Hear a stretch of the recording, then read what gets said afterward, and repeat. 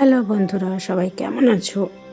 আজ আমি তোমাদের পৌষ সংক্রান্তি স্পেশাল সর চকলি বানিয়ে দেখাবো। তো প্রথমে দেখতে পাচ্ছ আমি কিছু পরিমাণ আতপ চাল ভিজিয়ে রেখেছিলাম কিছুক্ষণ, 2-3 মধ্যে। 3 ঘন্টার পর আমি একটা পেস্ট বানিয়ে নিলাম। চালটা ধুয়ে দেখতে পেলে ভালোভাবে ঝেড়ে নিয়ে মিক্সিতে বেটে নিলাম। এরপরে ওই বাটার মধ্যে আমি সামান্য পরিমাণে জিরে গুঁড়ো দিয়েছি, লঙ্কা বাটা, আদা বাটা দিয়েছি। তার একটু দেখতে পাচ্ছ কালারিং একটু সাদার মধ্যে একটু ছোটো ছোটো কালো কালো ভাব আছে। তো বাটারটা দেখতে পাচ্ছ এরকম তেল নিচে রাখতে হবে। তো তারপর ফ্রাইং প্যানটা গরম হয়ে গেছে, চাপিয়ে দিয়ে ফ্রাইং প্যানটা গরম করে দিয়ে তারপরে পিঠেগুলো এক এক করে নেব।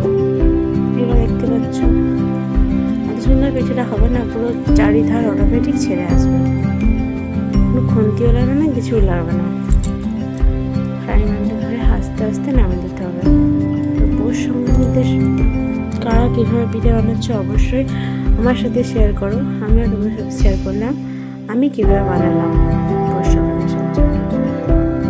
তো আমাদের থেকেও তোমাদের অবশ্যই ভালো হবে, তো অবশ্যই আমার সাথে শেয়ার করো। আর আমি যেভাবে বানালাম যারা